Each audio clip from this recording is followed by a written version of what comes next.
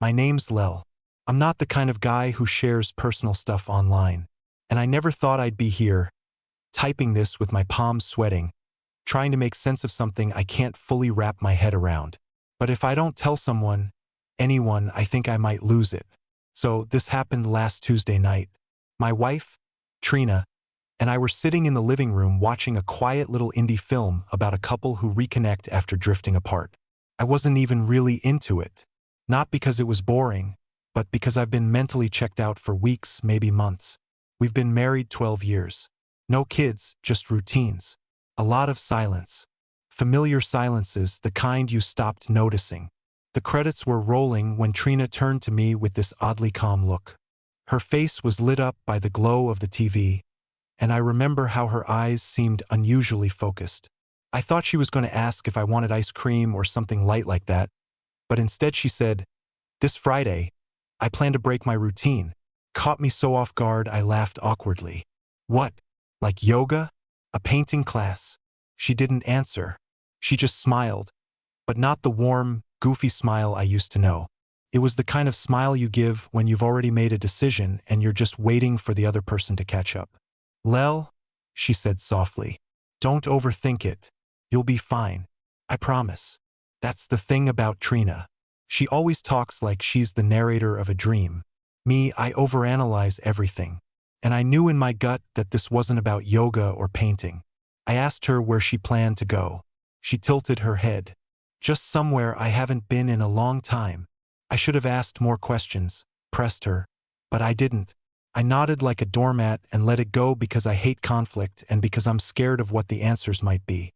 That night, I lay in bed next to her, staring at the ceiling fan spinning in slow circles, wondering if I just witnessed the softest beginning of an ending. Trina has always been unpredictable, but lately her unpredictability had a strange edge to it. Like the time she came home 2 hours late from work and said she had a flat tire, but the car was perfectly clean and the tire pressure was fine. Or when she smiled at something on her phone and tilted the screen away when I leaned over. But still, I kept convincing myself it was nothing. I mean, who cheats after 12 years of no drama, no shouting, no affairs? We weren't passionate, sure, but we weren't falling apart either. At least I didn't think so. Wednesday, she started humming again. Trina never hums. Not unless she's distracted by something exciting. Thursday, she shaved both legs and arms in the morning, and she never does that on weekdays. She said it was just self-care. And now it's Friday. She left 20 minutes ago in an olive green coat she hasn't worn in years. Lipstick, perfume I didn't recognize. She didn't kiss me goodbye, just looked over her shoulder and said, "Don't wait up." I sat there with my coffee going cold, watching her taillights disappear down the street. And I don't know what hurts more, the not knowing or the knowing that I've been too afraid to ask the right questions. But tonight, I plan to do something I haven't done in a long time either. I planned to find out the truth. I sat by the window for what felt like hours after she left, trying to convince myself I was overreacting. But it's hard to sit still when your imagination won't. Every car that drove by made my pulse jump. I kept checking the clock. 7:11, 7:16, 7:34. It was absurd. I wasn't her warden. I wasn't even sure I was still her husband in the full sense anymore. Around 8 o'clock, I got up and went into the kitchen, opened the fridge, stared at leftovers I didn't want, and finally settled for a bowl of cereal. I couldn't taste it. My mind was running circles around me. I wondered where she was, who she was with, what kind of experience she had planned. I wondered how long she'd been planning it. That word from Tuesday night wouldn't leave me alone. Routine.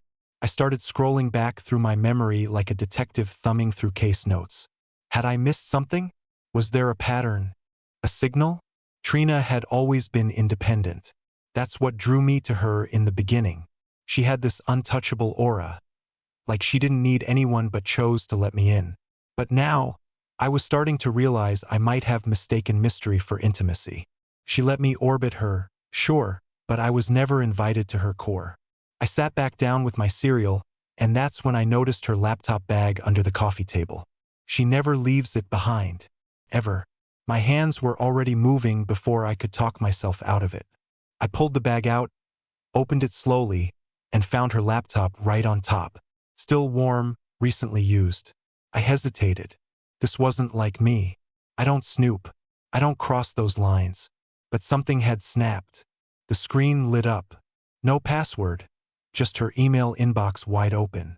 And that's where everything shifted. Right at the top was a thread with someone named Marlon. Subject line: same hotel. The message read, same room as last time. I called ahead. They'll have the wine chilled. God, I've missed your laugh. My vision blurred. I could barely focus on the reply beneath it, but it was there. From Trina: you're a bad influence. I'll be there by 8:30. Don't fall asleep this time, Romeo. That was 2 hours ago. I closed the laptop slowly, as if slamming it shut would make it worse. My ears were ringing. My fingers were cold. I had imagined things, yes, but this was no longer imagination. It was confirmation. I wasn't mad. Not yet. Just hollow. Like someone had reached inside my chest and scooped out everything that had been keeping me upright. The worst part wasn't the betrayal itself. It was how easy she made it look. No guilt, no struggle, no hesitation. And here I was, sitting in a silent house in the same pajamas I'd worn the night we watched that stupid movie together, still waiting for her to come home like nothing had happened. I went to the bedroom and sat at the edge of the bed, staring at the picture of us on the nightstand. A beach selfie. We both looked so alive, so connected. But now, looking at it, I couldn't help but see the way her eyes had never really pointed at the camera. They were always drifting just past it, as if she were already looking for something else. I should have cried or shouted or smashed something, but all I did was sit there listening to the whir of the ceiling fan, wondering how long it had been since she stopped seeing me. The clock hit 9:04 p.m., and suddenly, I didn't want to wait anymore. At 9:12 p.m., I grabbed my keys. I didn't have a plan. I wasn't thinking clearly, or maybe I was thinking too clearly. The problem is, I'd spent the last 12 years avoiding conflict. Trina always said I was too passive, too soft-spoken, too willing to let things slide. But tonight, something inside me broke in a way I didn't know it could. I wasn't looking to cause a scene or demand answers. I just needed to see it, to know for sure that the woman I kissed goodbye for a decade straight had really turned into a stranger. The hotel in the email, the Venti, was only 10 minutes away. We'd stayed there once, ironically enough, on our 5th anniversary. It had this old-world charm with modern edges, the kind of place people book for affairs because it feels like secrecy belongs there. I parked across the street and just sat in the car for a minute, my breath fogging the windshield. The street lamps buzzed faintly above. I could see the golden-lit lobby through the glass doors. A front desk clerk tapping on a computer. A couple laughing as they walked past the entrance, arms intertwined. Then I saw her. Trina. She walked out of the elevator in a gray sweater, her hair pinned up loosely, heels clicking against the tile. She looked different. Not just dressed up, lighter, freer, like she'd left behind the version of herself that lived with me. She didn't look like someone sneaking around. She looked like someone arriving. A man met her near the elevator. He was tall, maybe mid-40s, with a clean shave and the kind of confidence that comes from knowing you're wanted. He kissed her on the cheek, and she laughed. Laughed. Not that polite chuckle she gives me when I try to be funny. A real laugh, the kind that sounded like it belonged to a version of her I'd never met. He touched the small of her back and led her toward the hallway. I could see the key card in his hand. I could hear my pulse in my ears. I followed slowly, heart pounding. The front desk clerk barely glanced at me as I passed, probably assuming I was a guest myself. The hallway smelled like floral detergent and fresh carpet glue. I stayed far enough back to not be seen, just far enough to hear them stop at a door. Room 317. They went in. The door clicked shut. I stood there in the hallway, frozen. I didn't knock. I didn't yell. I just stood looking at the room number like it was a gravestone. This was it. The moment where most people would burst in, catch them red-handed, make a scene that ends up on some stranger's phone camera. But I couldn't move. I didn't want to see it happen. I didn't want that image burned into my brain forever. I already knew. That was enough. Instead, I turned around and walked out. But I didn't go home. I drove nowhere in particular. Just out of the city, past the glowing fast food signs, past the places we used to go together, past the street where she once told me, "I'll never be like those women who cheat." I couldn't live with the guilt. I drove until the city lights faded and my mind had nowhere left to wander. Somewhere around midnight, I stopped at a gas station, sat on the curb next to the pump, and opened my phone. Her location sharing was still on. She was still in room 317. I didn't cry. I didn't scream. I just sat there staring at the screen, trying to understand how something so steady could shatter in one night. I don't know how long I sat there at that gas station. The world moved around me. Cars coming and going. Someone's music thudding faintly through a rolled-down window. The cashier mopping the floor inside under the sickly flicker of fluorescent lights. But none of it touched me. I felt like I was watching life through a thick sheet of glass. Some part of me kept waiting for a text from Trina. Some flimsy excuse, some half-truth to cling to. Working late, maybe, or out with friends. Something so outrageously normal that I could pretend the last few hours had been a bad dream. But my phone stayed silent. The screen as black and cold as the space growing between us. Around 1 a.m., I finally forced myself up. My legs ached from sitting too long. My mind was a blur.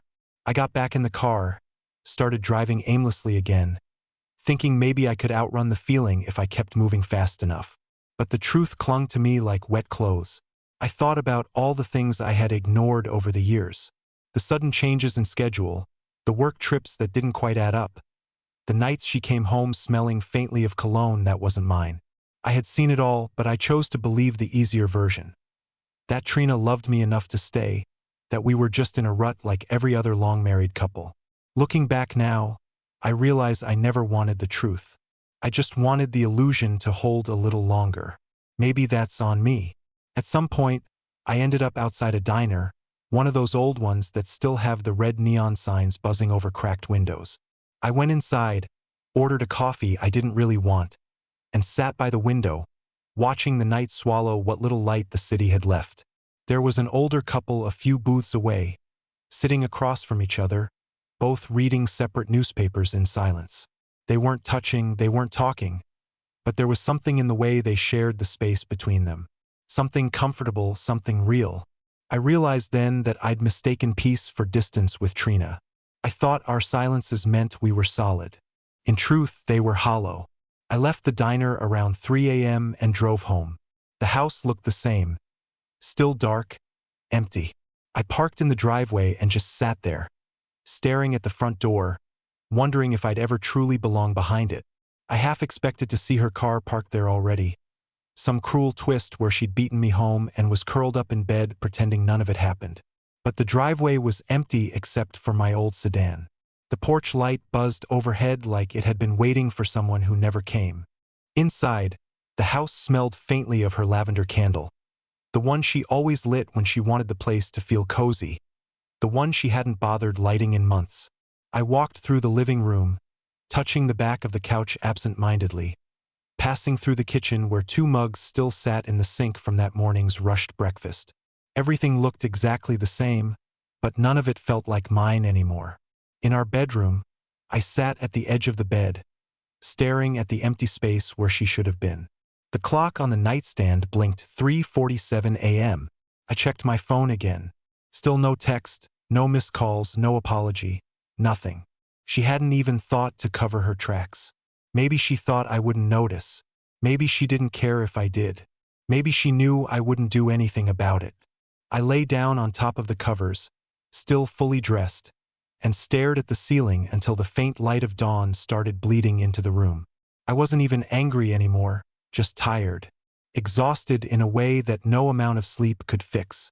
And somewhere between one heartbeat and the next, I realized that even though she hadn't packed her bags, even though she hadn't said the words yet, Trina had already left me. She just hadn't bothered to tell me. Morning came in slow, reluctant shades of gray.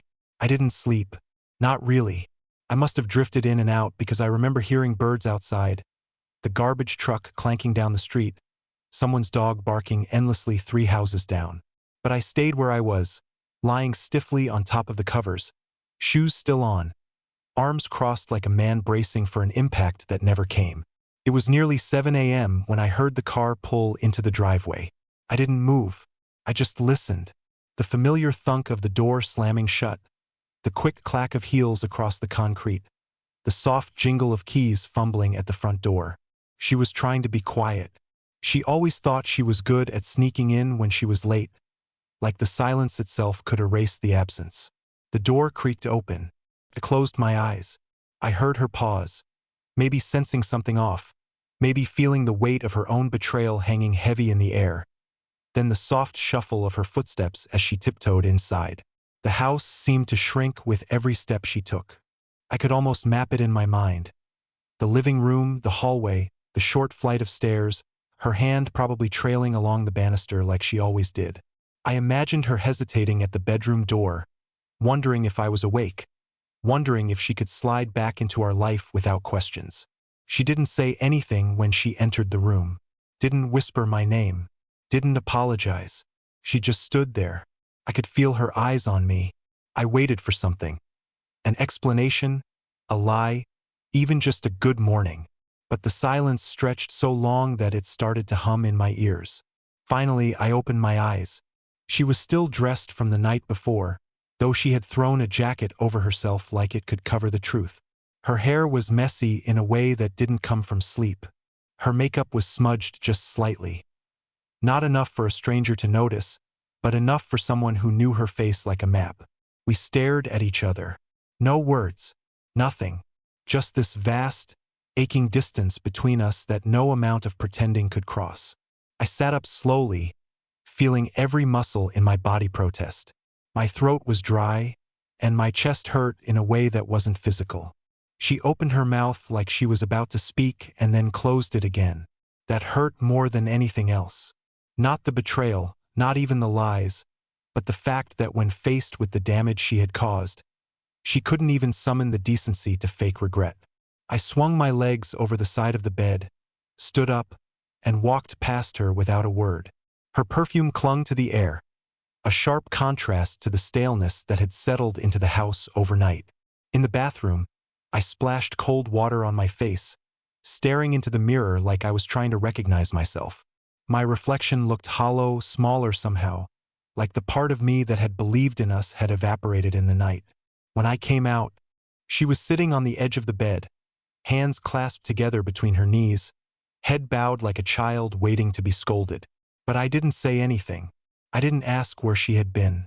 I didn't demand explanations she wasn't willing to give.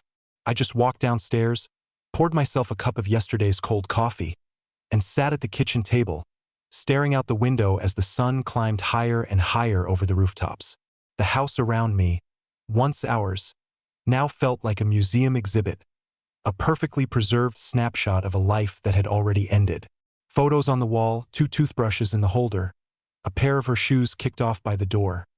All the things left behind when someone chooses to leave without ever actually packing a suitcase. And the worst part was, if she had said the right thing, anything, I might have let her stay.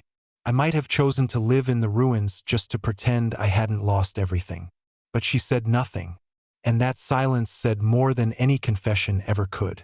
The rest of that Saturday blurred into a kind of gray, shapeless stretch of time. I didn't speak much.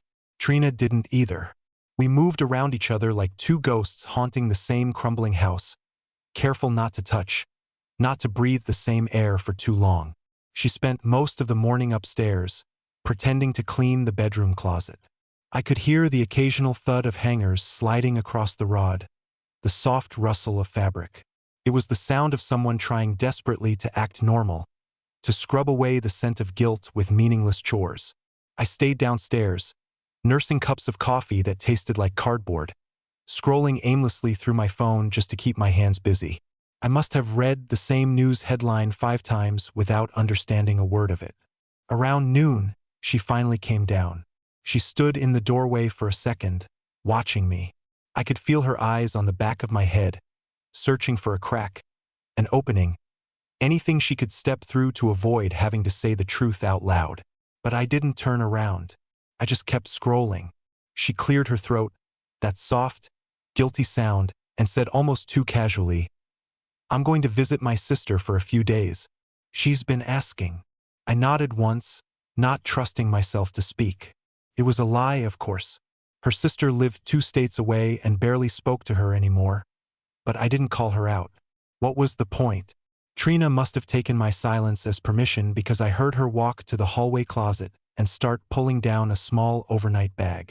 The same one she used to take when we used to escape to the coast for the weekend, back when escaping meant something good. I stayed rooted in my seat, listening as she packed quickly, grabbing whatever she could without care. It sounded rushed, haphazard, like someone escaping a fire rather than going on a visit.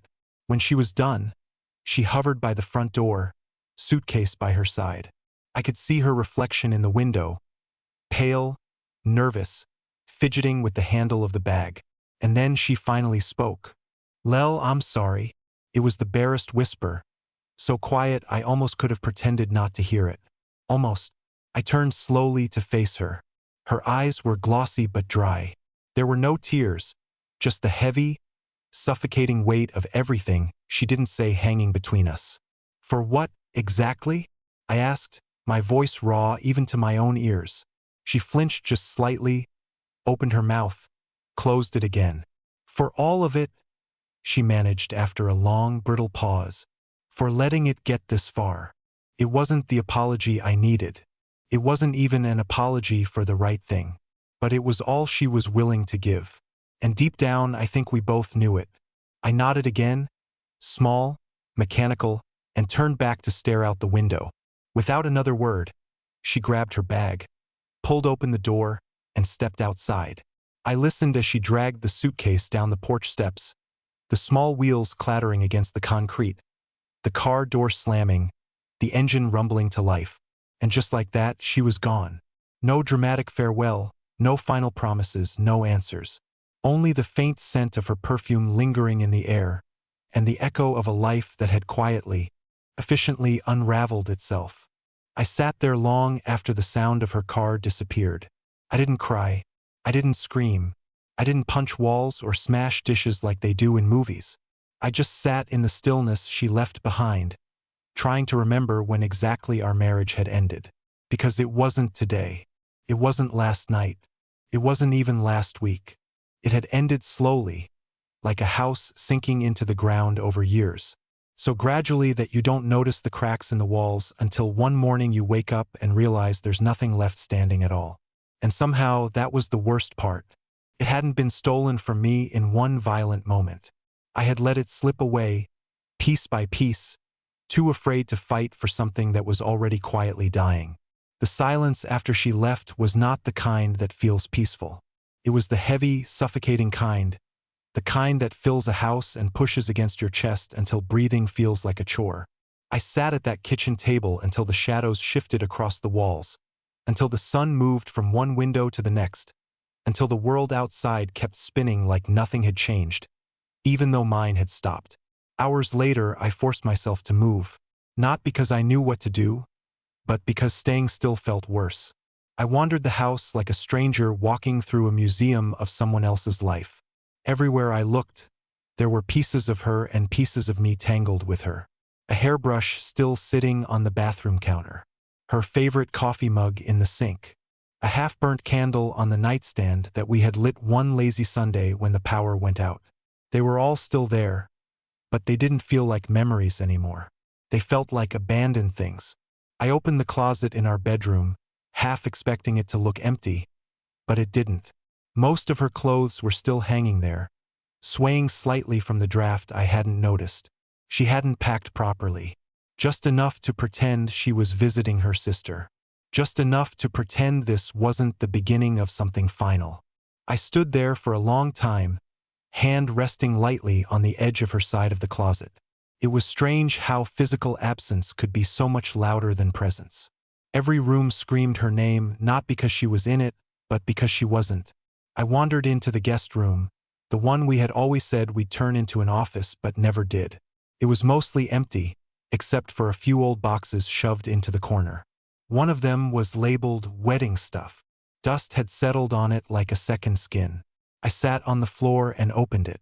Inside were fragments of a different life. A dried bouquet from our wedding day, brittle and colorless now. A photo album filled with smiling faces that felt like strangers. Ticket stubs from our honeymoon. A folded napkin with our initials and the date printed in gold. I picked up the napkin, ran my fingers over the faded letters, and felt something twist painfully in my chest. We had believed in those initials once. We had believed that putting them together meant forever. But forever, it turns out, has an expiration date. I don't know how long I sat there sifting through pieces of our old promises. At some point, the sun dipped below the horizon, casting the room into a cold, gray darkness. I didn't bother turning on a light. Instead, I pulled out my phone and opened our last text thread. Nothing new. The last message she had sent me was 2 days ago. Don't forget to pick up eggs. So ordinary, so heartbreakingly normal. It almost made me laugh, the absurdity of how something so fragile can fall apart between one grocery list and the next. I scrolled back further, looking for something real. And I love you.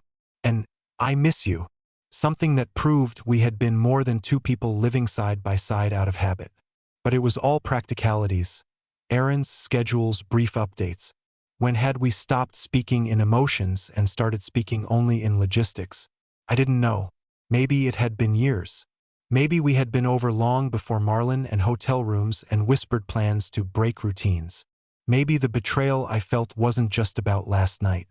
Maybe it was about every moment I sat across from her at dinner pretending not to notice the wall growing higher between us, too afraid to ask what was missing. Because if I had asked, if I had forced her to say it out loud, maybe I would have had to admit it too. That we had become something hollow long before anyone else stepped into the gap. And somehow, that realization cut deeper than anything else because it meant that I hadn't just lost her. I had lost myself too. The house stayed silent for a long time after that night. I thought it might break me, that the stillness would swallow me whole. But strangely, it didn't. It gave me something else instead. A kind of brutal clarity.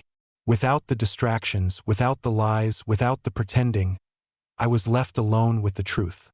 And sometimes the truth, even when it hurts, is the only solid thing you have left to build on. The first few mornings were the hardest. I'd wake up expecting to hear her in the kitchen or feel the bed shift when she moved. I'd reach for her in my sleep without thinking, only to find cold sheets. But over time, the reaching stopped. The memories didn't vanish, but they softened around the edges, like old photographs losing their sharpness. I started doing little things for myself, not because I was trying to move on, but because surviving required action. I cleaned out the guest room and finally made it into the office we had talked about. I threw away the dried bouquet. I packed up the wedding box, but I didn't throw it out. Not out of sadness, but respect for the parts of us that had once been good. One Saturday morning, about a month after Trina left, I woke up to sunlight pouring through the windows. Real, warm sunlight, not the half-hearted wintry glow we'd had for weeks. I made a real breakfast for the first time in months. Eggs, toast, bacon, and ate it slowly, savoring every bite like it was an act of rebellion against everything that had made me feel small. Later that day, I drove to a trail just outside the city. A simple, quiet path through the woods that smelled of fresh pine and earth. I walked for hours, letting the air fill my lungs, letting my legs carry me somewhere new. And for the first time in a long time, I didn't feel like I was running from something. I was just moving forward. I remember standing at the top of a hill, looking down over a stretch of river gleaming in the afternoon sun, and realizing something I hadn't allowed myself to believe before. I wasn't broken. Wounded, yes. Disappointed, absolutely. But broken? No. Somehow, in losing what I thought was everything, I had been given something rare. The chance to start over without lies, without half-truths, without the slow corrosion of pretending. And maybe, just maybe, that was a kind of freedom. When I got home that evening, the house still smelled a little empty, but it didn't feel as heavy anymore. It wasn't a tomb. It was just a space waiting to be filled with something new. Maybe someday with someone new, too. But for now, it was enough that it was filled with me, the real me. Not the man who had stayed silent for too long. Not the man who had been too scared to ask the hard questions. But the man who finally was willing to face the truth head-on, no matter how much it hurt. And standing there in the doorway, Keys still in hand, sunlight warming my face, I realized this wasn't the end of my story. It was just the beginning.